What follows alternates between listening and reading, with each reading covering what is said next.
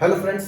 My name is Shivendra Singh और आप सभी लोगों का स्वागत है मेरे यूट्यूब चैनल में जिसका नाम है लाइटिंग कैंडल। और जैसा कि आपको पहले ही पता है कि मैंने अपने इस चैनल पे एक बेसिक इलेक्ट्रिकल टेक्नोलॉजी के ऊपर एक सीरीज स्टार्ट की हुई है। तो उसी सीरीज में जो हमारा आज का टॉपिक है वो है constant voltage source and constant current source. ठीक है, तो अब सोर्स का मतलब क्या, जैसे अगर हम इलेक्ट्रिक सर्किट्स की बात करते हैं, अपना कहते हैं इलेक्ट्रिक नेटवर्क्स की बात करते हैं तो वहाँ पे जो हमारे सोर्सेज हैं उन सोर्सेज का मतलब है जो इलेक्ट्रिकल एनर्जी के सोर्सेज हैं। जैसे हमें पता है कि law of conservation of energy क्या बोलता है कि energy can neither be created nor destroyed, it can be transformed from one form of energy to another form of energy. तो इसलिए अगर हम जब भी इलेक्ट्रिक सर्किट्स की बात कर रहे हैं तो हम अगर सोर्स की बात करें तो it means it's a source of electrical energy which can give the electrical supply or which can provide certain voltage and certain amount of current for a certain duration of time. Okay, तो अगर हम सबसे पहले देखिए, अगर हम बात करें एनर्जी सोर्स की, इलेक्ट्रिकल एनर्जी सोर्स की, तो हम एक एग्जांपल लें। जैसे हमारे घरों में अगर हम बात करें तो 12 वोल्ट 10 एच का मान लीजिए बैटरी पैक है जो किसी इन्वर्टर के साथ लगा है, या हमारी जैसे गाड़ी है, गाड़ी के अंदर हमारा 12 वोल्ट की कार के अंदर 12 वोल्ट 39 एच या 40 एच का बैटरी पैक लगा हुआ है। ठीक है, तो ये क्या है, ये जो हम कहते हैं कि ये एक एनर्जी सोर्स है। अगर हम किसी भी सोर्स को कहते हैं कि this is an energy source, तो इसका मतलब है कि it has got the capability to store the energy. Okay, वो स्टोर कर सकता है। जैसे बैटरी अगर हम कहें 12 वोल्ट 10 एच का बैटरी पैक है, इसका मतलब वो एनर्जी को स्टोर कर सकता है। और वो कितनी स्टोर्ड एनर्जी है, वोल्टेज हमारे पास है 12 वोल्ट और हमारे पास ये जो 10 एच है, क्योंकि अब इसमें एम्पियर है और आवर है, इसका मतलब एम्पियर जो होता है वो हमारा करंट की यूनिट होता है, आवर जो है वो टाइम की यूनिट है। तो इसका मतलब जो ये, और हमें पता है क्यू चार्ज जो है that is equal to IT। तो इट मींस जो 10 एच है वो charge, that is the charge, और V हमारी है वोल्टेज। तो अगर हम एनर्जी देखें तो एनर्जी हमारा नॉर्मली इक्वल टू क्या हो सकता है, या तो हम बोल दें Q into V, charge into voltage, या हम बोल दें Q है तो I into T into V, VIT। तो अगर हम यहाँ पे देखें कि हमारा ये 12 वोल्ट है, इंटू में हमारा 10 AH है, ठीक है, 10 AH है, तो हम इसको 12 इंटू 10, दिस इज 120, और V into A, V is volt, A is ampere, तो वोल्ट एम्पियर को हम लिख सकते हैं वॉट, 120 वॉट आवर। तो अगर हम कहें तो हम ये कह सकते हैं कि ये जो बैटरी है, जो हमारी 12 वोल्ट 10 AH की बैटरी है, उसके अंदर 120 वॉट आवर एनर्जी उसके अंदर है। सेम वे में अगर ये 12 वोल्ट और 40 एच का पैक है तो हम कह सकते हैं कि इसके अंदर जो एनर्जी है that is equal to 12 into 40, this is 480 watt hour. ठीक है, इसका मतलब है इसके अंदर 480 वॉट आवर एनर्जी है इस बैटरी के अंदर। ठीक है, अगर हम कह रहे हैं एनर्जी है, इसका मतलब है वो तभी पॉसिबल है जब उस सोर्स के अंदर कैपेबिलिटी हो स्टोर करने की। ठीक है, तभी वो एक एनर्जी सोर्स है। ठीक है, और 480 थोड़ा सा इसी में और समझते हैं। मान लीजिए अगर ये 480 ना होकर के लगभग मान लो 500 WH होता, ठीक है, तो 500 वाट आवर को हम ऐसे भी लिख सकते हैं कि हाफ kWh, क्योंकि हमने इसको क्या करा, क्योंकि हमारा जो वाट आवर को हमने किलोवाट आवर में कन्वर्ट कर दिया, तो इसका मतलब हमने क्या करा, 500 वाट आवर को किलोवाट आवर में कन्वर्ट करने के लिए हमने 1000 से डिवाइड कर दिया, तो then it became into kilowatt hour. Okay, then it is 0.5 और we can say half kWh। और जैसा कि आप सभी लोगों को पता है, जो हम kWh, जो हमारे घरों में जो मीटर्स की रीडिंग होती है वो इस kWh में होती है, किलोवाट, जिसको हम बोलते हैं नॉर्मली 1 यूनिट हो गई। भाई कि इलेक्ट्रिसिटी को हमारे कितने यूनिट का बिल आया जो हम कहते हैं, तो वो 1 unit is equal to 1 kWh। तो अगर हम इस बैटरी की बात करें 12 वोल्ट 40 AH की, तो रफली अगर हम कहें तो वो लगभग हाफ kWh, हाफ यूनिट, इसका मतलब है कि वो हाफ यूनिट ऑफ इलेक्ट्रिसिटी को स्टोर कर सकता है। इसका एक मतलब और ये भी है कि अगर हम उस बैटरी को चार्ज करने की कोशिश करें, मान लीजिए कि हमारा जिस टाइम पे मेन पावर आ रही है और हमारा इन्वर्टर उस बैटरी को अगर उस टाइम पे चार्ज कर रहा है मेन पावर के आने के टाइम पे, तो इससे ये भी पता लग रहा है हमारा कि जब हमारे मीटर में हाफ यूनिट कंज्यूम हो जाएगी तो ये हमारी बैटरी पूरी चार्ज हो जाएगी। अगर हम सारे लॉसेस वगैरह जो होंगे चार्जिंग के टाइम पे, कुछ लॉसेस वगैरह भी हो रहे हैं, अगर हम उसको नेग्लेक्ट कर दें, ठीक है, हम एक मान लेते हैं कि एक आइडियल चार्जिंग सिस्टम है, तो हम ये कह सकते हैं कि हमारा लगभग हाफ यूनिट के अंदर हमारी battery, half unit electricity consume होगी और हमारी बैटरी पूरी चार्ज हो जाएगी। और अगर हम कहें कि हमारी एक यूनिट का जो चार्ज है वो मान लीजिए 6 रुपीज है, तो हम ये कह सकते हैं कि हमारे केवल 3 रुपीज की इलेक्ट्रिसिटी कंज्यूम होकर हमारी पूरी बैटरी चार्ज हो सकती है। ठीक है, तो इससे हमारा ये निकल के आया। तो यहाँ से हम क्या कहना चाह रहे थे, यहाँ से हमने जो समझने की कोशिश की, हमने ये समझने की कोशिश की है कि हमारा जैसे बैटरी है, इवन जो हमारे 1.5 वोल्ट के छोटे छोटे पेंसिल सेल्स होते हैं हमारे, जो हम कहते हैं डबल ए साइज है, ट्रिपल ए साइज सेल्स है, ठीक है। तो हमारे क्या है, ये भी क्या है, ये एनर्जी सोर्स है, क्योंकि जब ये पावर सप्लाई कर रहे होते हैं तो इन्हें अपने इनपुट पे कुछ भी नहीं चाहिए, ये स्टैंड अलोन इलेक्ट्रिसिटी सप्लाई करते हैं, इसलिए that's why these are energy sources, ठीक है। अब ये हो गया एनर्जी सोर्सेज, क्योंकि इसका मतलब है इनके पास स्टोर्ड एनर्जी है और ये उस एनर्जी को डिलीवर कर सकते हैं विदाउट एनी एक्सटर्नल हेल्प। अब हम एक दूसरा एग्जांपल लेते हैं, ये तो हमने एग्जांपल लिया बैटरी का और सेल का। दूसरा एग्जांपल लेते हैं कि मान लो जैसे हमारा अडेप्टर है, हमारा क्या होता है, हमारा मान लीजिए मोबाइल का चार्जर है, तो मोबाइल का चार्जर क्या होता है, उसको अगर हम देखें तो वो 230 वोल्ट 50 हर्ट्ज,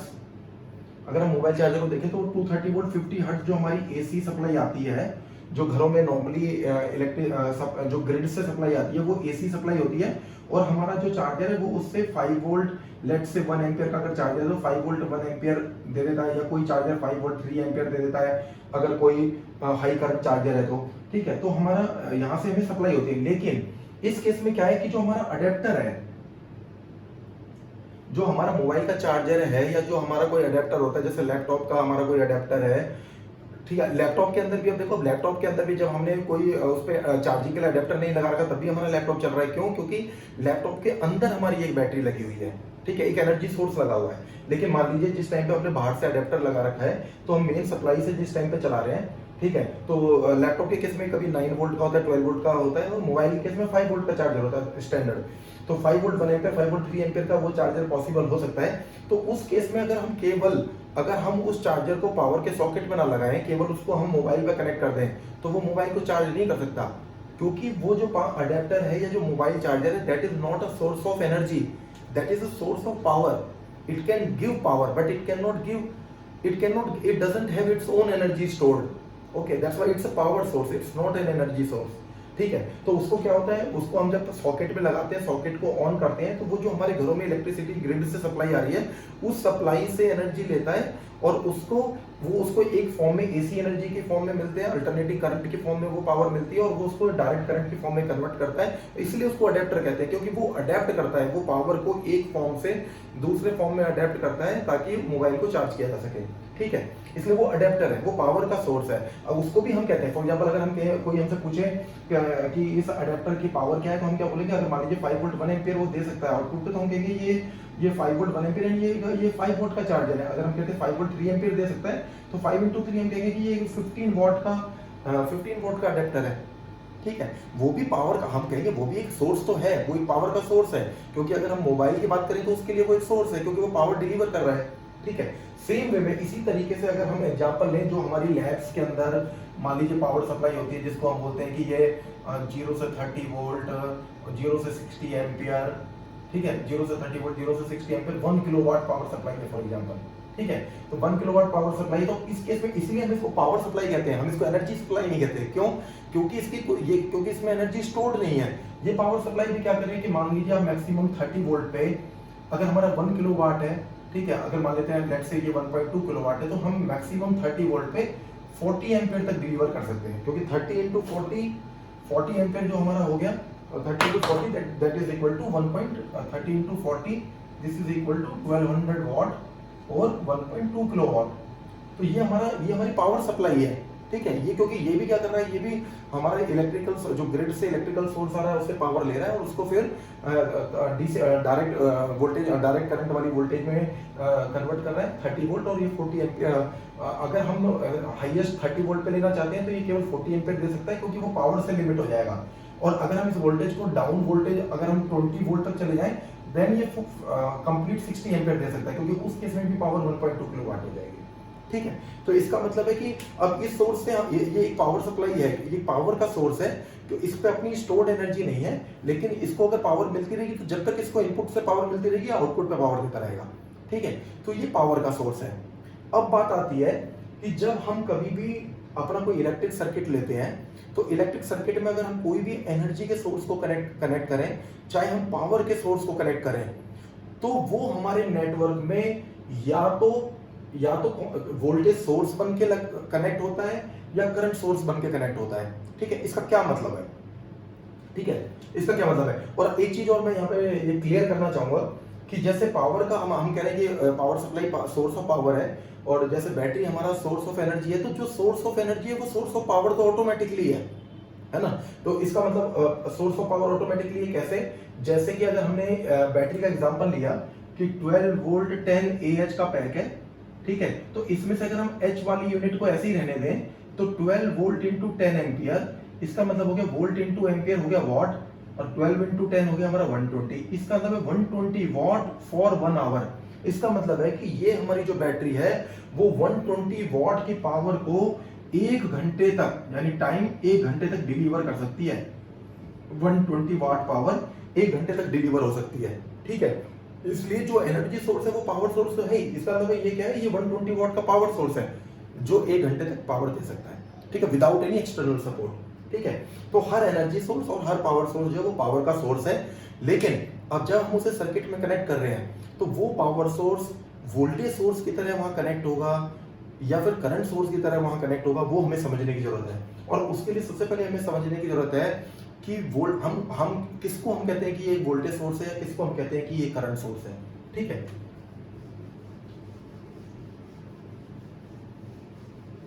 अब हम एक एग्जांपल लेते हैं कि मान लीजिए, हम एक एग्जांपल लेते हैं, मान लेते हैं कोई भी हमारा जो पावर का सोर्स है, अगर उसका, अब जैसे हम यहाँ पे समझते हैं, मान लीजिए ये हमारा कोई सोर्स ऑफ पावर है, okay, this is our power source, हमें नहीं पता ये किस टाइप का है, और ये सोर्स ऑफ पावर है, और यहाँ पे मान लीजिए हमारा कोई भी, ये हमारा RL कोई लोड कनेक्टेड है, ठीक है। तो ये जो टर्मिनल हमारे हो गए A और B, इनके बीच की जो वोल्टेज है वो हो गई VAB, और यहाँ पे जो करंट हो गया वो करंट हो गया I, ठीक है, दैट करंट इज I, ठीक है। अब क्या है, अब हमारे पास यहाँ दो पैरामीटर है, एक हमारे पास है वोल्टेज अक्रॉस द लोड और दूसरा है करंट थ्रू द लोड, ठीक है। अब अगर हमारे पास में जो भी पावर सोर्स है, अगर उस पावर सोर्स की वजह से हमें जो वोल्टेज VAB, या इसको अगर हम सिंपली लिखना चाहें V लिख लेते हैं, चलिए VI, अगर हमारे इस सोर्स का बिहेवियर इस टाइप का है कि अगर हम एक्स एक्सिस पे करंट लें और वाई एक्सिस पे अगर हम वोल्टेज लें, और अगर हमारा कर्व जो है एक स्ट्रेट लाइन आता है parallel to the current axis, इस तो हम कहेंगे कि ये एक कांस्टेंट वोल्टेज सोर्स है, ठीक है। तो हम क्या बोलेंगे, हम कहेंगे कांस्टेंट वोल्टेज सोर्स है। इसका मतलब क्या है कि करंट चाहे कितना भी चेंज हो जाए, ये I जो है, जैसे जैसे हम इस लोड को कम या ज्यादा करें, RL लोड जो है उसको हम चाहे जैसे कम करें या ज्यादा करें तो I चेंज होगा, लेकिन जो वोल्टेज अक्रॉस द लोड है वो कांस्टेंट रहेगी। अगर मान लीजिए ये 30, हम कह लेते हैं मान लीजिए कोई भी 30 वोल्ट की वैल्यू है, ठीक है, तो अगर करंट कितना भी, लोड चेंज करने पे करंट कितना भी चेंज होता रहे, लेकिन voltage across the load will remain constant, तो हम कहेंगे ये कांस्टेंट वोल्टेज सोर्स है। जैसे नाम से भी पता चल रहा है कांस्टेंट वोल्टेज सोर्स मींस जिसमें जो लोड वोल्टेज है दैट वोल्टेज इज कांस्टेंट, ठीक है। तो ये कांस्टेंट वोल्टेज, तो अगर कोई ऐसा पावर सोर्स है जो इस तरीके से बिहेव करेगा फॉर एंटायर लोड रेंज, हो सकता है जैसे RL है उसका मिनिमम हो सकता है मान लीजिए 1 किलो ओम हो, और मैक्सिमम जो हो सकता है मान लीजिए 100 किलो ओम हो, तो जो for entire range of load अगर वो पावर सोर्स इस तरीके से बिहेव कर रहा है then it is a constant voltage source, okay, then it is a constant voltage source। और अगर बल्कि इस सिनेरियो को अगर हम कहें तो ये केवल कांस्टेंट वोल्टेज सोर्स ही नहीं है, it's an ideal constant voltage source. Ideal क्यों, क्योंकि there is no drop in voltage, voltage जो है वो बिल्कुल कांस्टेंट है 30 वोल्ट पे, किसी भी वोल्ट पे, और I हमारा कितना भी चेंज होता जाएगा, तो ये हमारा आइडियल कांस्टेंट वोल्टेज सोर्स है, ठीक है। लेकिन आइडियल कांस्टेंट वोल्ट क्या ये फिजिबल है कि ideal constant voltage source practically possible हो? क्यों? क्योंकि देखिए अगर हमारा I बढ़ता जा रहा है, ये जो लाइन है ये तो स्ट्रेट जा रही है, इसका मतलब है जो I हमारा इनफाइनाइट भी हो रहा है, when I is equal to infinite, even then V is not zero, V is not zero, V is a constant value, V is a constant value। तो अगर हम पावर निकालने की कोशिश करें ऐसे सोर्स की, तो वो होगी V into I, तो V जो है that is a fixed constant value and I is infinite, it means this power is infinite।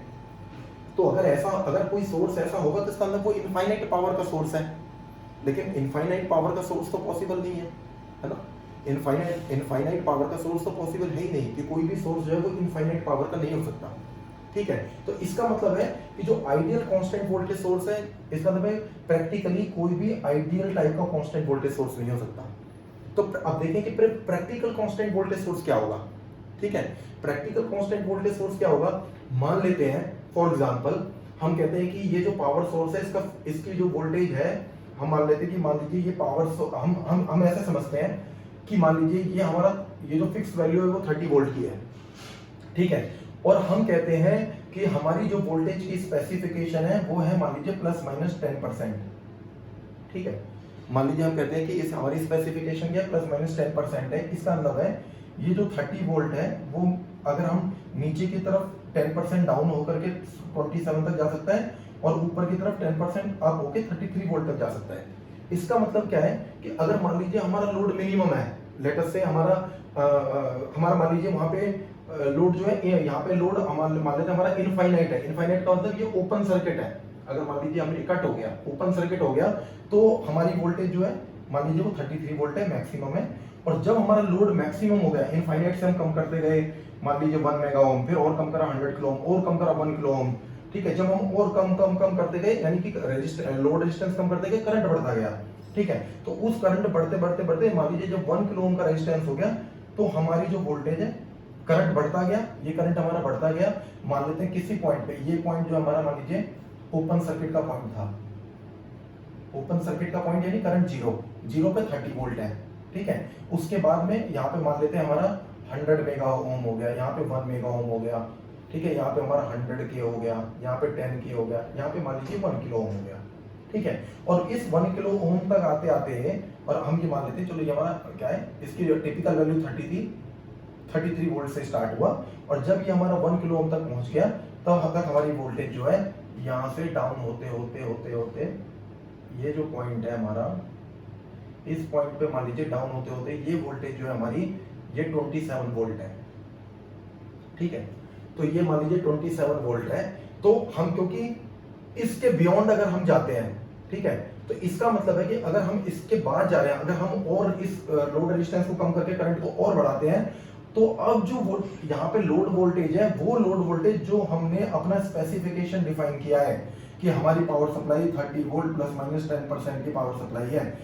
Load regulation जो है इसका 30 वोल्ट ±10% है। तब इसका मतलब यह है कि अगर हम इससे ज्यादा करंट ड्रॉ करने की कोशिश करेंगे या लोड को इससे ज्यादा लोड करने की कोशिश करेंगे, तो हम अपनी स्पेसिफिकेशन से बाहर निकल रहे हैं, हमारा स्पेसिफिकेशन अब मीट नहीं हो रहा। ठीक है, और ये हो सकता है, मान लीजिए मुझे नहीं पता क्या आएगा, बट मैं मान लेता हूं कि इस 1 किलो ओम पे, लेट अस से इस 1 किलो ओम पे मान लो हमारा 5 एम्पीयर का करंट है यहाँ पे, तो 5 एम्पीयर का करंट है। तो हम टिपिकली ये कह सकते हैं कि हमारा ये जो पावर सोर्स है उसकी जो पावर है वो 30 वोल्ट इंटू 5 एम्पीयर, या बल्कि हम कह सकते हैं कि और अगर हम और करेक्ट कहें तो 27 इंटू 5। ठीक है, तो हम इसको लगभग कह सकते हैं कि लगभग 150 वाट, या इसको हम कह सकते हैं 135। तो ये 135 वाट से लेकर के 150 वाट के बीच का पावर सोर्स है हमारा। ठीक है, तो ये जो हमारा अगर कोई भी हमारा प्रैक्टिकल सोर्स होगा, ठीक है, तो यहाँ पे क्या सबसे पहले हमने देखा, कोई पावर सोर्स है, वो power source constant voltage source है। अगर उसकी voltage for entire range of current constant रहती है तो वो एक आइडियल कांस्टेंट वोल्टेज सोर्स है। और अगर करंट बढ़ने पर भी उसकी वोल्टेज जो है एग्जैक्ट कांस्टेंट नहीं रहती, लेकिन विद इन स्पेसिफिकेशन रहती है, विद इन इट्स रेंज रहती है, तो भी वो एक कांस्टेंट वोल्टेज सोर्स है, but it's a practical constant voltage source. तो इस केस में हम ये कह सकते हैं कि ये जो हमारा पावर का सोर्स है, it is a constant voltage source, it is a constant voltage source of 30 volt 5 ampere और 30 वोल्ट 150 वाट। तो ये क्योंकि ये कांस्टेंट, वो करंट के बढ़ते हुए करंट जो है वो 0 से 5 एम्पियर तक जा चुका है, लेकिन वोल्टेज फिर भी केवल 10% ही चेंज हुई है। तो ये एक कांस्टेंट वोल्टेज सोर्स है। ठीक है, ये एक 30 वोल्ट 5 एम्पियर या 30 वोल्ट 150 वाट का एक कांस्टेंट 150 वाट का एक कांस्टेंट वोल्टेज सोर्स है। ठीक है, सेम वे में बिल्कुल इसी तरीके से इसी का जस्ट हम थोड़ा सा रिवर्स कर दें,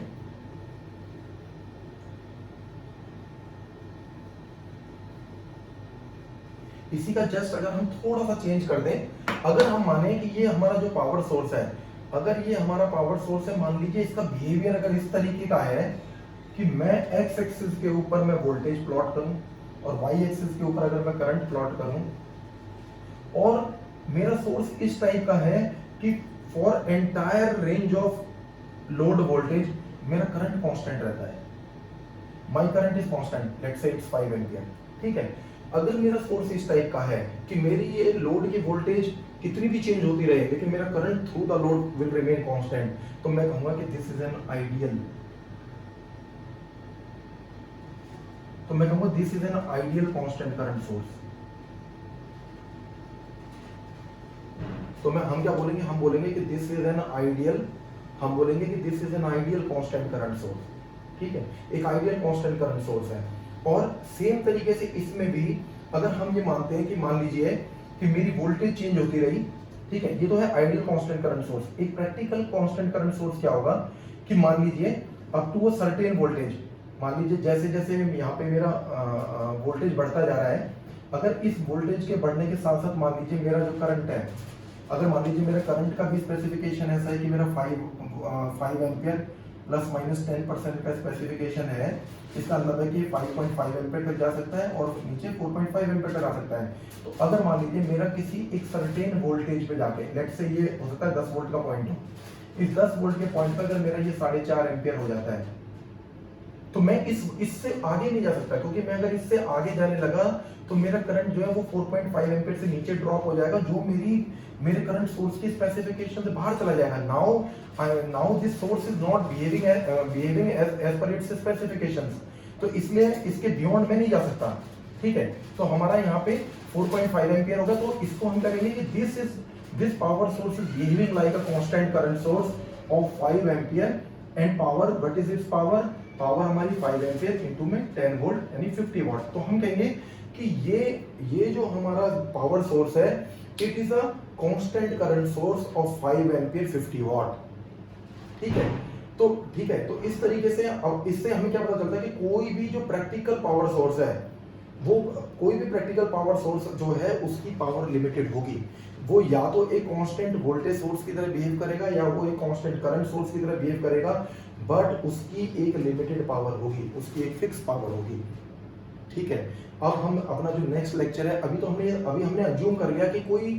कोई सोर्स, पावर का कोई सोर्स इस टाइप का है जो कांस्टेंट वोल्टेज सोर्स की तरह बिहेव करता है, या फिर पावर का कोई ऐसा सोर्स है जो एक कांस्टेंट करंट सोर्स की तरह बिहेव करता है। नेक्स्ट वीडियो में हम ये देखेंगे कि एक्चुअल में ऐसा सोर्स बनेगा कैसे, ऐसा कांस्टेंट वोल्टेज सोर्स या ऐसा कांस्टेंट करंट सोर्स आएगा कैसे, मतलब उस पावर सोर्स में ऐसा क्या होगा कि कोई पावर सोर्स हमारा कांस्टेंट वोल्टेज सोर्स की तरह बिहेव करेगा और कोई पावर सोर्स हमारा कांस्टेंट करंट सोर्स की तरह बिहेव करेगा। तो ये जो है ये हम अपने नेक्स्ट वीडियो के अंदर देखेंगे, ठीक है। मैं होप करता हूँ कि आपको ये समझ आया होगा, क्योंकि ये समझ में आना बहुत जरूरी है हमारे नेक्स्ट वीडियो के लिए, ठीक है। आप इसको देखिए, अगर आपको ये वीडियो अच्छा लगा है तो इसको शेयर कीजिए, लाइक कीजिए, ठीक है। आप मेरे चैनल को सब्सक्राइब कीजिए अगर आप चाहते हैं कि मेरे फ्यूचर के वीडियोस भी आपको अवेलेबल होते रहें। Till then have a nice day, have a nice day, thank you very much.